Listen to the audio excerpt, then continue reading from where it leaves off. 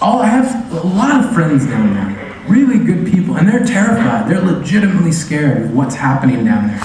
And they all look to me like, what should we do? And I'm like, I don't... Have you tried turning America off and then on again? I don't know. I don't know what to do.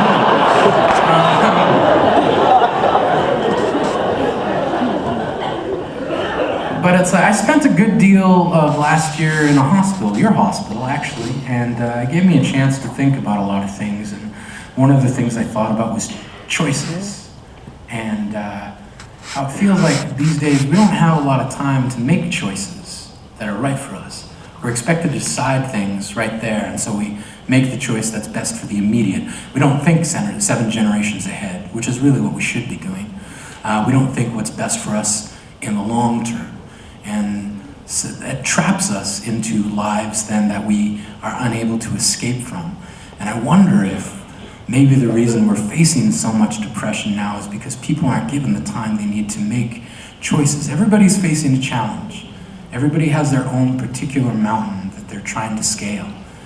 And it's hard, as citizens of the world, we face a lot of world challenges. Planned obsolescence, global climate change.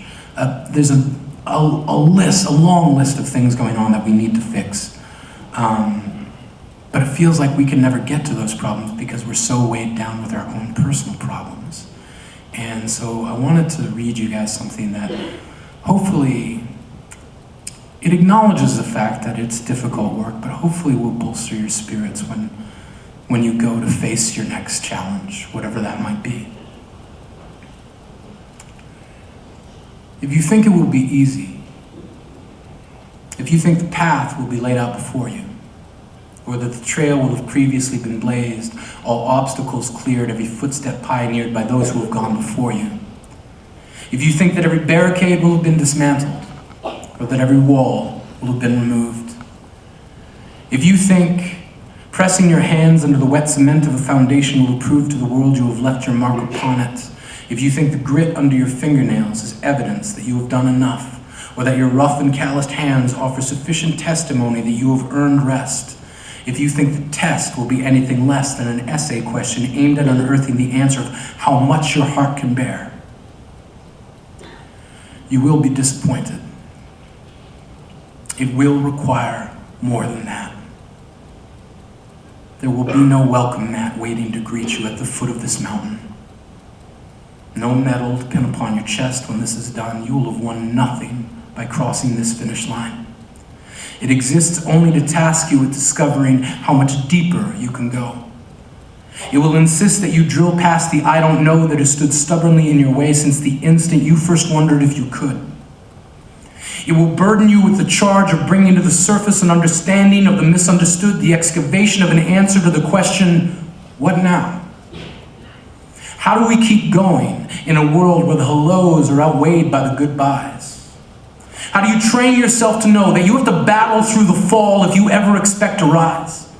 You have to accept the fact that the size of the mountain in front of you is secondary to the fact that there is a mountain in your way. What are you going to do? You don't need a finish line to remind you that the way forward exists because of the work you put in forging the path behind you. Effort isn't weighed on scales. There will be times when the last breath in your lungs must volunteer to become the wind in your sails because who else is going to do it? Forward, faster than full speed toward the colossus of uncertainty that's been laying bricks in your throat to make room for the quiet imposter sent to replace your roar. Your strength is not diminished because others think your struggle is futile. Every time you broke, you learned to reconcile the pieces and build a better self using what you could salvage from the ruins of your slaughter.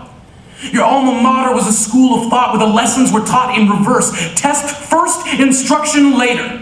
It was a classroom dedicated to the teaching of what can be learned from your failure. The answers were never meant to be easy. You've always known it. You don't borrow the conviction it makes to make yourself practice the impossible. You own it.